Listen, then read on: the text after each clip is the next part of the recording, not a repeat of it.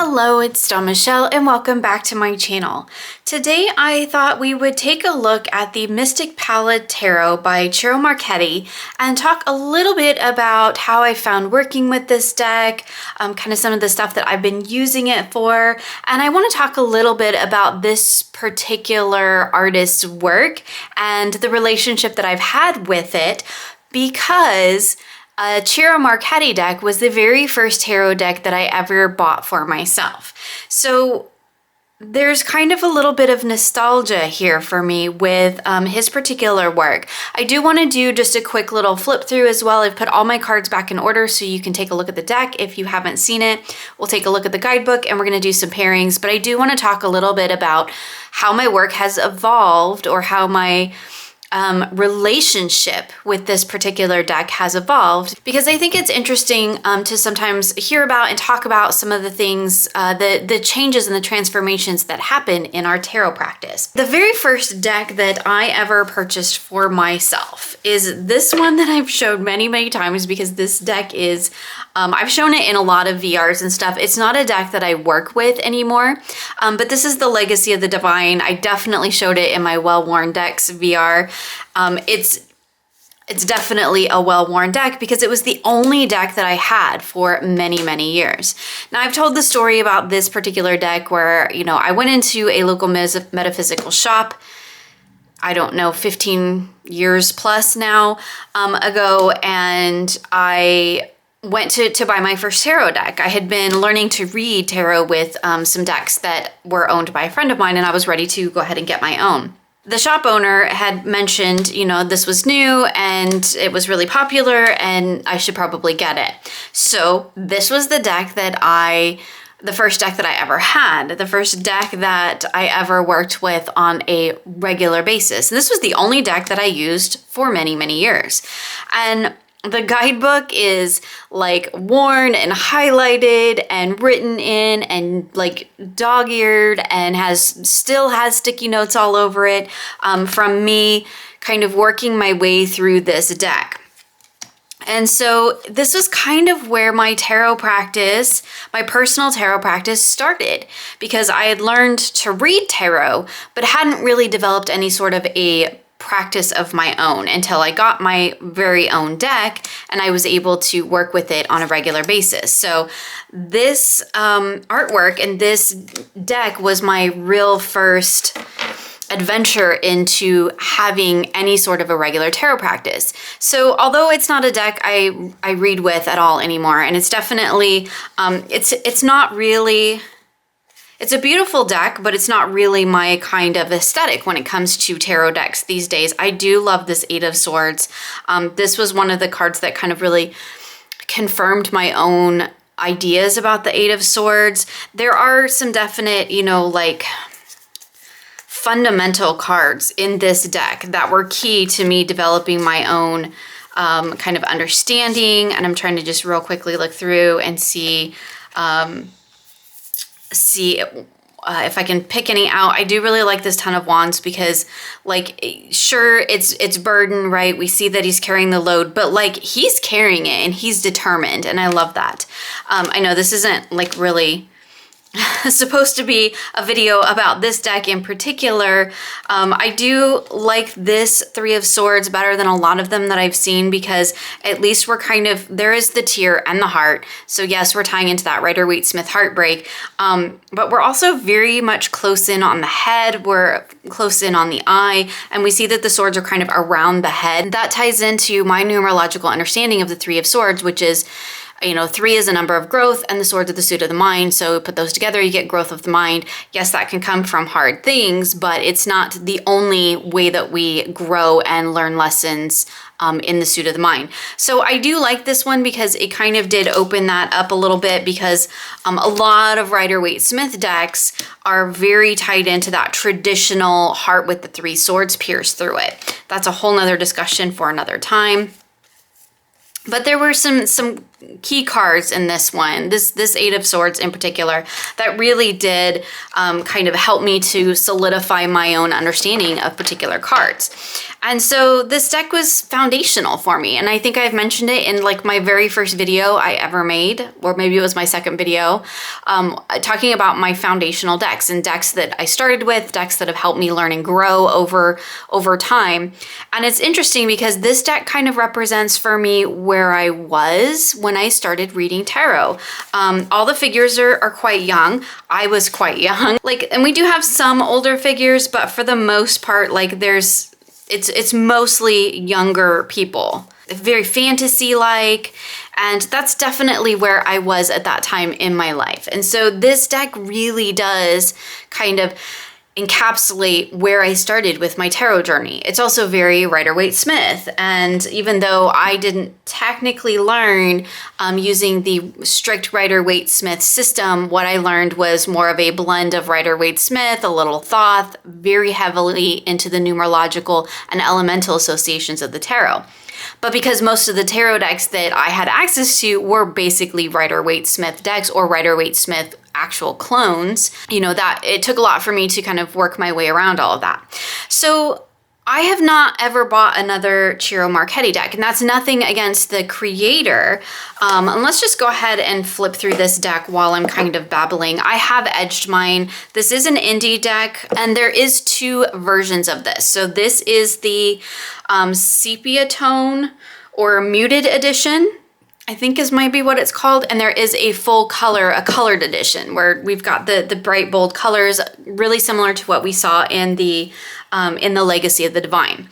So this deck, interestingly enough, just try to move stuff out of my way here. Here's the backs to it, which are, again, very elemental, so I love that. Again, I have edged mine. It comes in a beautiful, beautiful matte cardstock. But this deck to me kind of represents where I am now in my life and in my tarot journey. Now, I've never had another Ciro deck. To be perfectly honest, I wasn't particularly drawn to it. It felt like just more of the same, and I don't mean that in a bad way, but like his art style is very, it's very distinctively Ciro, and I already had one, and I didn't feel like I needed a replacement. But then this deck came along, and I saw the images, and really it's the color palette of this particular one that draws me the most. And we'll just go ahead and flip through the cards. I feel like I heard or I read somewhere, and it's been a while since I flipped through the guidebook, but that this is Ciro himself. The thing that you might notice right off the bat is we have older figures represented, and there's quite a few of them in this deck. And that is one of the key draws for me for this deck, because we don't tend to see a lot of age diversity. We're starting to see more diversity when it comes to different cultures and abilities, different ways of being in the world, but we don't often see a lot of age diversity. And let me tell you, as somebody who's creating a deck, like drawing a deck by hand, age is really, really hard to illustrate. So I do have a whole new perspective and appreciation for that. But it's so nice to see it. We see it here. The High Priestess is quite young looking, but I think of the High Priestess as being quite timeless, and so that works for me in this particular deck. I absolutely love the lushness and the ornateness of these cards, but the fact that it's in the muted color palette means it's not garish or overwhelming. This is one of the cards that sold me on the deck. This is very much how I see the Empress energy. Again, we see a little bit more of a more mature figure here.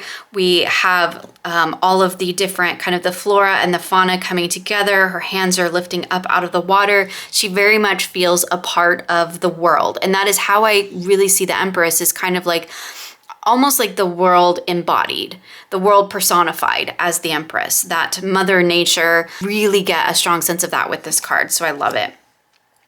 The Emperor is really cool because, again, we see, again, another older figure. And I do wonder if this is maybe also a sort of interesting nod to maybe where Ciro is in his life as well, because you can see a very, very clear, distinct difference in his art style. And let's pull this card back up again.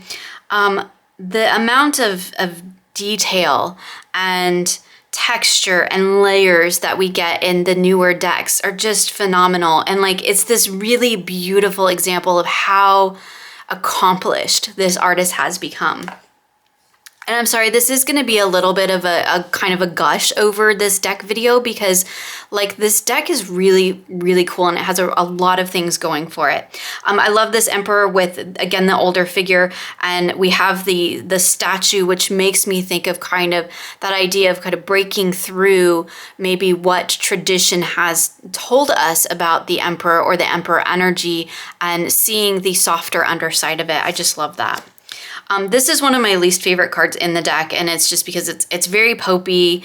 It definitely doesn't leave a lot of room for interpretation, but I mean, it definitely is a traditional Hierophant card, very, very Pope-like.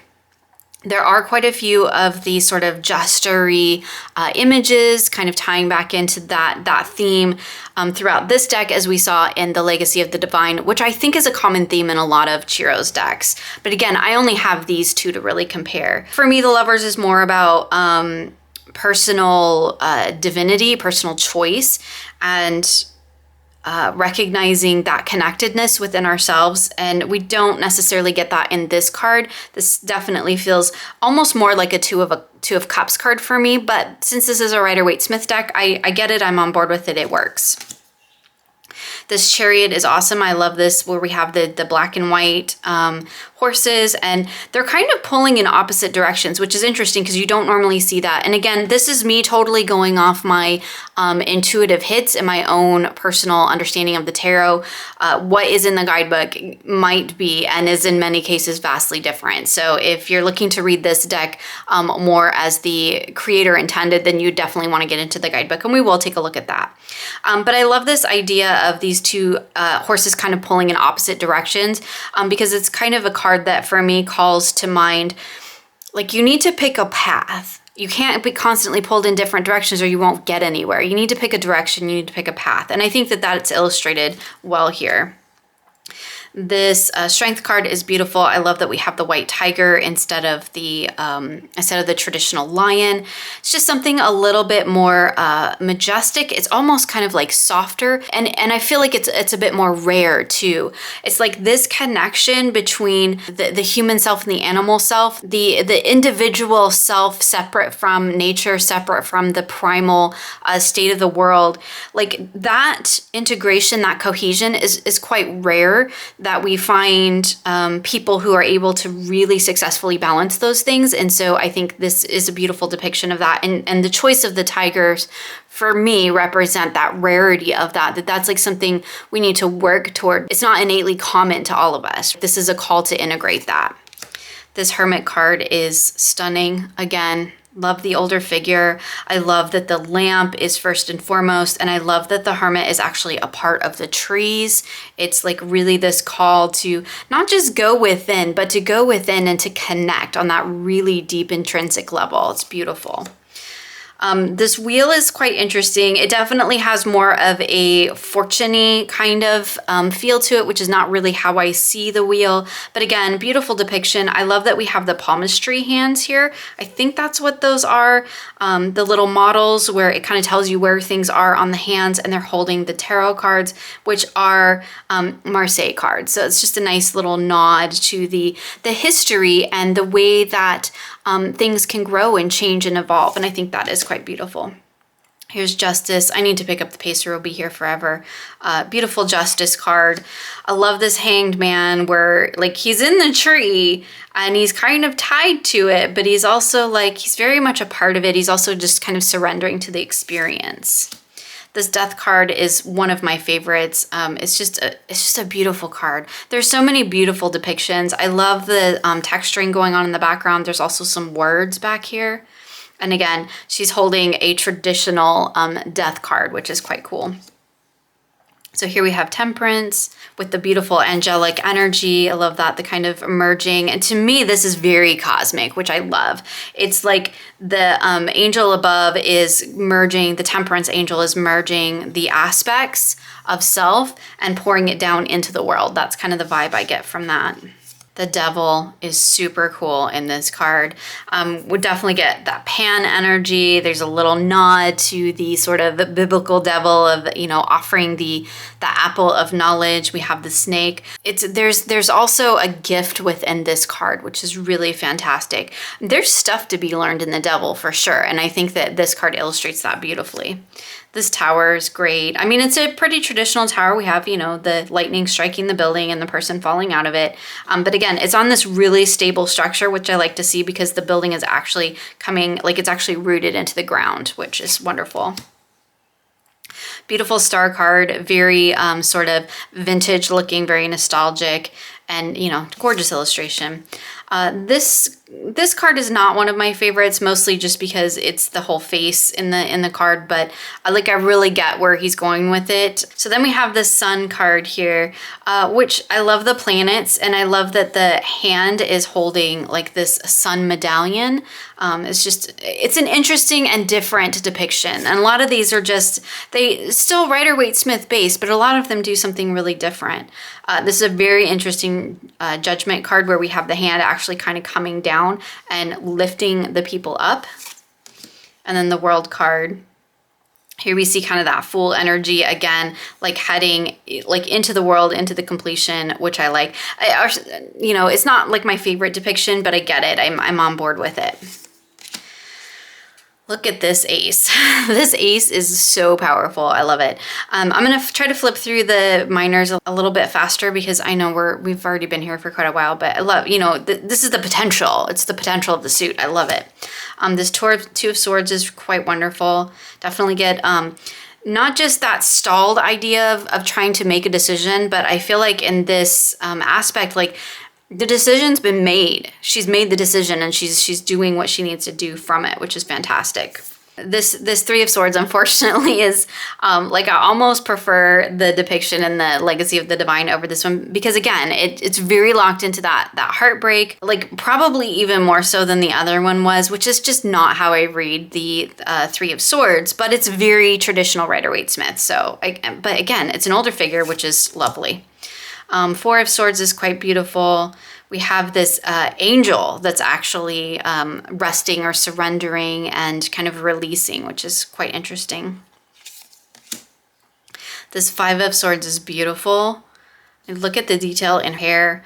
And I will say that I have seen some videos and some pictures of the colored version, and some of the details are much more clear in the colored version, but I love the color palette of this particular deck. Beautiful card.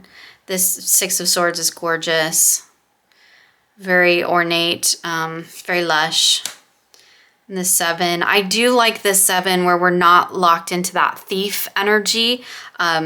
You know, it's not necessarily that maybe the birds are stealing these swords and there's the two left behind as we traditionally see, right? There's more here that we could dive into. Sevens for me are about lessons being learned. And then we see the two swords here are still the lessons that are to come. So I think that's quite beautiful. This Eight of Swords is really nice. I like the bird cage motif in this, but again, that other Eight of Swords is going to be hard to beat that for me because that was such a pivotal card for my understanding of the original Eight of Swords in the Legacy of the Divine. But I think this is a beautiful depiction too. This Nine of Swords is quite lovely. Again, we're feeling more in the mind space, not quite so locked into that nightmare keyword. It's great. And this 10 is really, really powerful because I love that the figure is not dead. It's actually an angel who's taken off the mask and is like rising above, right? There's all these swords that are trying to weigh him down, but like we get the sense that he's gonna rise above that. And I love that. Here we have our page, beautiful. Again, I love the colors. Here's our knight. Now we don't get a lot of detail in like as far as a scene depicted in the court cards. We're just getting more of the essence of the energy, which I think is actually really cool. I like that because it opens it up more. It doesn't feel so locked into, you know, that kind of more traditional of a knight is this, that, or the other, right? It's more about the energy and the movement of the card, which I appreciate because it's really how I read them. We have the Queen of Swords, love all the birds, and our king. And again, older figures, thank you so much. This is our Ace of Wands, beautiful. I love the tiger's eye behind there, or can't tell what that is, leopard maybe. But tapping into that idea of kind of the wild energy of the wands, which is fantastic. Here we have our two. Some of them get a little into the pip styles as well, but like they're gorgeous pips, right? We don't have a full scene being depicted here, but there is plenty to work on or work with in this card. I love this tree growing out around them, really bringing that idea of the two things kind of being brought together, which is fantastic for a 2. This 3 is pretty amazing. We have this nice flying ship that is, I feel like it's coming towards us, like he's waiting for a ship to come in. I think that's kind of cool. Here we have our 4. Again, very much a pip style card, but you can see there's a little scene going on here. There's also all kinds of astrological symbols in these cards, and I'm not even going to get into all that because honestly, my astrology knowledge is very, very limited and I wouldn't do it justice. So this 5 of Wands is quite interesting. We definitely get that kind of idea of that disruptive energy, that kind of conflict that I like to see in the 5s. This 6 is pretty cool. I definitely can see that as that victory energy, but I love it as in like, yay, I overcame this, right? I got through the 5 and now I'm celebrating and I'm off on the rest of my adventure. I think that's so cool. So we have our 7, very, very traditional depiction, right? We have the kind of the wands coming at him and we see the character kind of standing his ground. Again, a little bit older figure, which is wonderful. Here's our 8. One of the things I really like about this 8 is we don't see all of like there's 8 wands and they're all pointed upward, but we don't see them just streaking across like we normally do. I definitely get this sense of they're almost like rockets. Like you could use this energy to propel you up into whatever it is that you're trying to achieve. It's not just like about forward motion. It's about forward motion that brings that greater achievement, that it's getting up above it, right? It's taking you to the stars type of a thing. And I love that energy. Here we have our 9 of Wands. Love all the birds. I know I'm forever. This 10 of Wands is pretty cool. Again, we get the sense of like I showed in the Legacy of the Divine. Like you can definitely see that weight and that burden. I don't feel as much like we're determined to carry it. It's more in this image with the mirror. It feels more like we need to take a moment and kind of reflect on what that is for us. So while there isn't the push forward momentum that we saw in the Legacy of the Divine, we get more of that kind of take a moment and reflect energy. Like you're at the 10, this is the culmination. Let's stop for a moment and reflect on where we've been. Here's our page, which I love. A little bit of a pirate energy, so cool. And there's a little dragon. A knight, again, more about the energy of the card than an actual like this person is this type of a thing. Our Queen of Wands is very fiery. I love her red hair. I love her dragon crown. It just feels like she's channeling that. And then our king, again, with the dragons. There were many, many dragons in the wand suit. Then we're going into the pentacles, or I can't remember if it's discs or what it's called in this particular deck, but I love this suit. This ace is just everything. It's so beautiful. It has such this grounded, secure, safe, comforting kind of like coming home energy for the pentacle, like the full potential of the pentacle suit, which is just beautiful. I love this too, where she's sitting on the wall, she's balancing things. We can see lots of balance going on in this card, which is fantastic. Lots of little things that you can really dive into. I love those 3 we see the ants carrying the leaf. I love that we have the 3 of Pentacles in the stained glass window. How he does the pentacles it really, really thrills me in this deck. This is my favorite suit anyway. And the way that Ciro has done the pentacle suit is just amazing. We see the 4 with the squirrel, and I love this because he's not hoarding. He's gathering what he needs. He's gathering his resources so he can make it through the winter. And that for me is really what that 4 of coins or 4 of pentacles. It's not about hoarding or being a miser or being greedy. For me, it's about stability, and it's about gathering what you need in order to sustain you for the journey ahead. And that's just a beautiful depiction. Here we have our 5 of Pentacles. So, beautiful depiction. I love this with all the pentacles or the coins or the discs being in the bird's nest and like she's up in the sky. It's just beautiful. This was another selling point for me with this deck. I absolutely love this Seven of Pentacles. I love that, again, we have an older figure. She's being patient. She's waiting for things to come into full fruition. And we just get this idea of like enjoying that time of waiting, right? Enjoying that quiet solitude time when we're waiting for the things that we've planted to come to fruition for us. It's just beautiful. I think I skipped a card. Here we have our 8, definitely get that idea of like a master who's, you know, really working at honing his craft, which is lovely. Beautiful 9. Get the full bouquet, and then we have the beautiful lady with the hawk or lady with the bird. It's pretty traditional, but it's gorgeous. I love this 10 because where we traditionally see like a family depicted, I love that all the pentacles here are engrossed in nature. It's about more than just coming home to like a physical space or more than just coming home to the typical ideal. It's about coming home to a greater connection, and I just think that's absolutely beautiful. There's our page, which I love. And she's got the little fox and the squirrels, and we have, you know, all the little turtle and just mushroom. It's so good. It's so good. This knight is quite fierce, which I love because I get the idea that he's really a little bit protective of his coin here as a disc, but he's going to take it out into the world and he's going to do with it as he needs to. Another thing that you might have noticed is you get Ciro's initials throughout the deck, which is quite interesting. So here we have our Queen of discs or pentacles or coins or whatever they're called in this deck, which I absolutely love. She's my significator card, so it's always nice when I love the Queen of Pentacles. I think she's beautiful. She feels very much at home in her world and comfortable with it, which is quite lovely. And here's our King, which is a little bit of that kind of stag energy, which I think works really well for the Pentacles.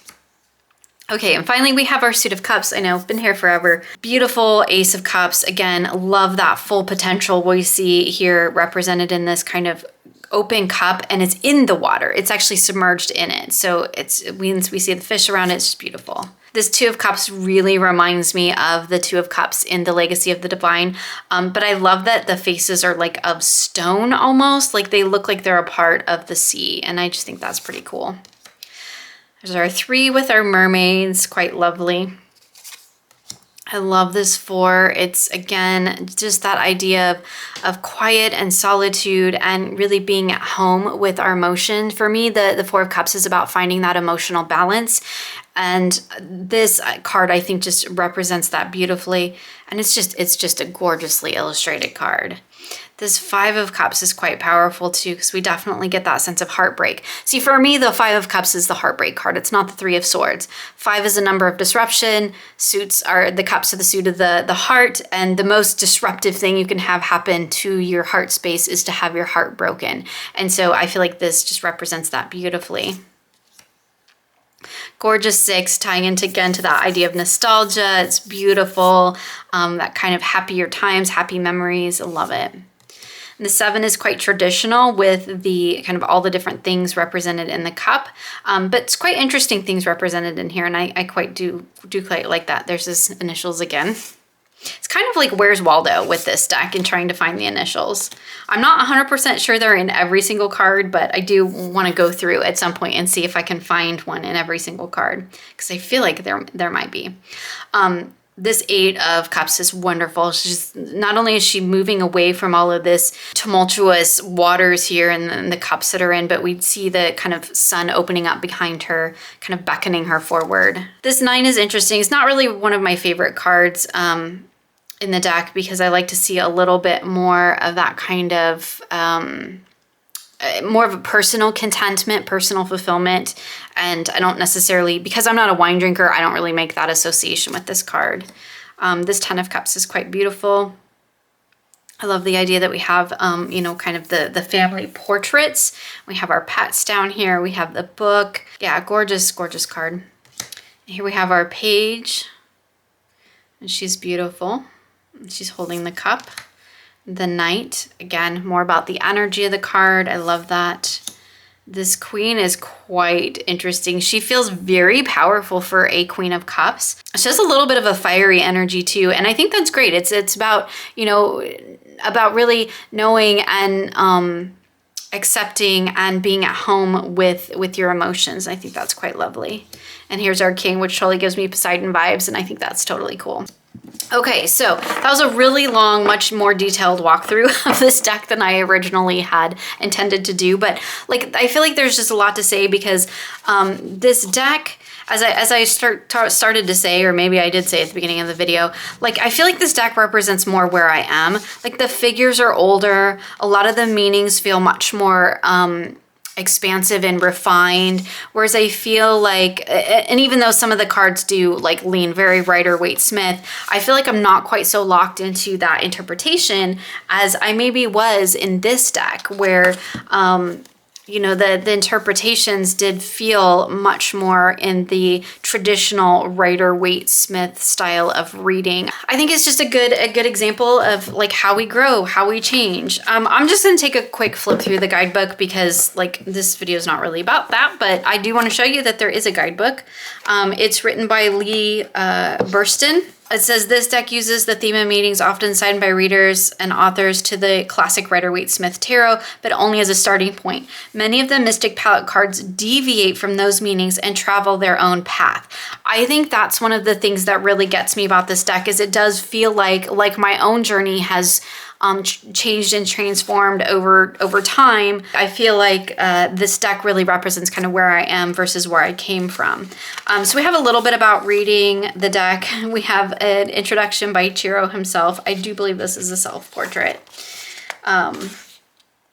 So he talks a little bit about like his own way of doing things, you know, and he does talk about how in some of the cards he's referenced his own life experience, how he has changed some of the meanings or some of the representations. And again, this is what I love about this deck. And then we go into the cards where he talks about, you know, the different cards. We have about the card itself. We have keywords, meanings, astrology, and the Hebrew letters, which is great because I would definitely need that. And then we go into the Minor Arcana where he talks about the royal court. He talks about the elemental associations, which are right in a lineup with my own. For the court, or for the numbered minors, we don't get quite as much as we do like in the majors, but that's pretty typical.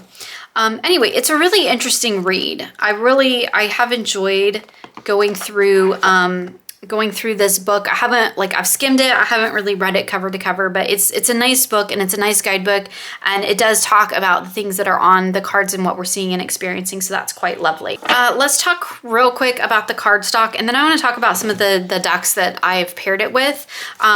It is like a little bit more of a larger tarot size. Let me see what I have here.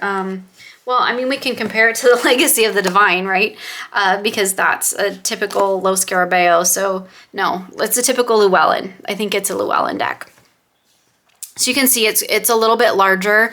And it's a little bit wider. So it is a little bit more of a challenging shuffle for me just because it's bigger. It's on gorgeous matte cardstock. That kind of, I guess that's what you would consider rose petal finish.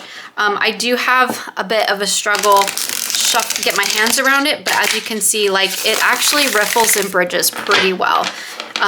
It does stick a little bit sliding back together, but like I can. It's not the most comfortable, but I have teeny tiny hands, so that's like always a deal for me. But I can riffle and bridge it, which is wonderful. Again, I have edged my copy. It does not come edged, and I'm so glad he didn't gild it. Like I don't feel like gilding would work very well on this deck. But you can see like it does clump, like it's clumping together. But I can get a riffle and a bridge out of it, so. Anyway, okay, quick about the cardstock. Now let's talk about a couple of decks that I like to pair it with. So let's just split the deck here and we'll do my kind of traditional 3-card thing here. One of the decks that I actually really like to pair it with is the Enchanted Map Oracle. Now, the art styles aren't the same, like by any stretch of the imagination, but I feel like the thing that this Oracle deck really does well with this particular deck is it kind of gives us like a path. And so that's the thing I like about it is it's kind of, you know, it's this enchanted map. It's kind of about following your path and seeing where it leads you. And I do feel like it works really well in this sense as having like, this is the path and or where we're headed. And then the tarot gives us that kind of idea of, you know, what we need to know about that or how to get there. So I do feel like it's a beautiful pairing in that way. A lot of times you can see here like the art isn't necessarily like cohesive, but again, it's more about the messages that we get, right? It's not always about making pretty pairings. I mean, I know I love a pretty pairing, but it is really about the messages. So here we have the Gentle Gardener between the Four of Wands and the Queen of Wands. So it's a lot of fire energy, but it's reminding us to be gentle with that, so that it takes time to nurture that kind of energy. So we have the Magical Map Shifter and between the Tower and the King. Quite interesting. And then of course, if you get into the guidebook for the enchanted map, you know, you can take it even further. I love this, the balancing act between the Eight of Pentacles and the Ace of Pentacles. I feel like I didn't shuffle very well, but it's telling us that like you have this full potential, right? You can do the work, but you really need to maintain that balance in between. I think that's quite beautiful. So yeah, I mean, not aesthetically speaking, not the most wonderful, aesthetically pleasing pairing in the world, but I do love that the enchanted map kind of gives us a path to follow or a direction, and then we can use the mystic palette to kind of figure out where to go, how to get to that place. So I do think that works quite lovely. Another deck that I really do actually enjoy pairing this deck with quite a lot is actually the Isis Oracle. I do have both of my copies here. I have the larger one and the pocket one. Which one I pull just kind of depends on the day. They both have like a similar kind of matte cardstock too, which is quite lovely. Here's the back of the Isis Oracle. I have the larger one out here. And I feel like this deck, it has kind of like, if you look at the color palette, like aesthetically speaking, I feel like this deck actually aesthetically pairs with this really beautifully. Probably even more so with the pocket edition, which I'll just show you really quickly. Because we don't have a title bar on the bottom of the pocket edition, and that you can see we kind of, I mean, we have titles, but like there's not a big bar on the Ciro deck. So it aesthetically speaking, the little pocket edition probably works even better, and there are the messages on the back, but I do like the big edition for not only having access to the guidebook when I'm doing these readings, because there's a lot more in the guidebook than there is in the pocket edition on the back, but it also feels like it's a bigger, more powerful energy, which I quite love. So here we have the Lady of the Stars between the Four of Swords and the Knight of Cups. That's quite interesting. I do use this pairing quite a bit in my work with Isis, which is quite interesting because you probably wouldn't think of the Mystic palette to be a deck associated with that. But one of the things that, like for me personally, Isis is she's a goddess that I work with when I am doing a lot of creative work, and also a lot of work of just like trying to live trying to exist in the world. She is very much a support goddess for me, but she's also like got enough of that energy of like, yeah, I'll nurture and support you, but like we got to get stuff done too. And I feel like it pairs really well with the energy of the Mystic palette, because I feel that same kind of energy with the Mystic palette deck. Like, you know, we can be beautiful and we can be loving and we can be supportive, but like there's stuff to get done here too, and we're not going to shy away from that. And then that's where I feel those two energies really align. So here we have the High Priestess, mysteries revealed in the eyes of Isis, with the Nine of Swords and the Hanged Man. I love that. Like, you gotta stop. You gotta stop and tune into that High Priestess energy. I think this is probably one of my favorite pairings to do with this particular deck. It's one of my favorite decks to work with my Isis Oracle. Again, I do tend to use the larger one for this just because I feel like it has a really solid focal point or anchor point in the center of the reading. And then I'll pull cards around it. It's not always 3. Sometimes I do more, but I just feel like these together have the same kind of energetic message, as in, like, it's beautiful and it's supportive, but it's also like, let's get the stuff done too, right? We're not just all about here being pretty. I'll just real quick throw the pocket one down just so you can see like how beautiful that is together, because again, we have that full kind of borderless thing going on where we're not getting any bars or titles or anything really impeding in the imagery.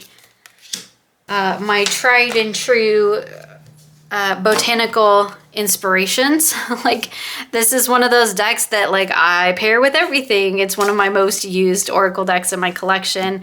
The thing that I like about this particular pairing, again, aesthetically, they're beautiful together. I feel like the rest of these are more aesthetically pleasing than with the Enchanted Map, but I love that it has the keyword or key phrase at the bottom and there's a quote. And I often find that the quotes kind of tie into what's going on in the tarot cards as well. So here we have thankfulness for understanding, and is between the Two of Swords and the Queen of Cups.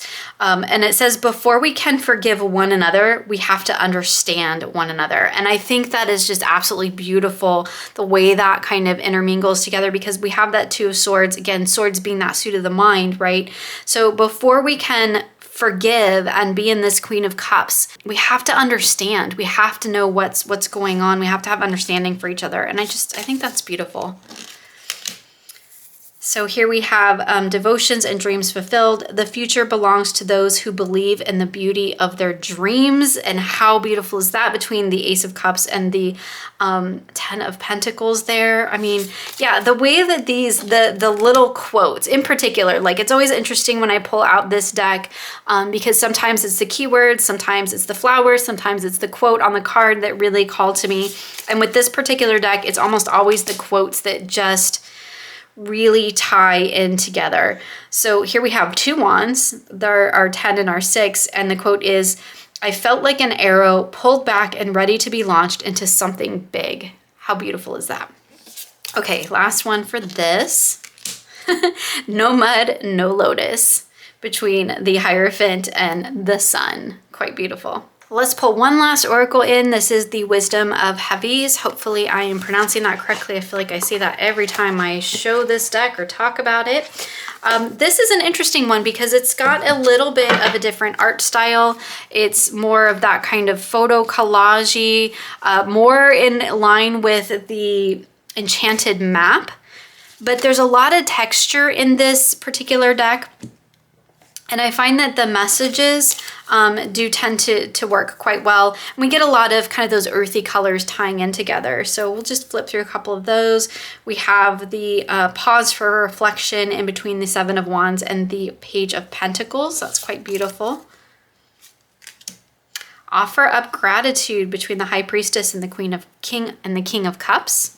So yeah, another just kind of beautiful pairing. It has a little bit more of a kind of dreamscape energy in the Wisdom of Heavies, I think.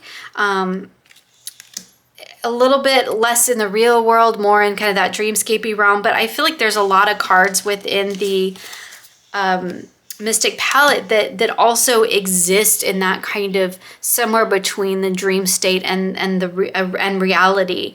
There's a lot of kind of overlap between those two things in this deck.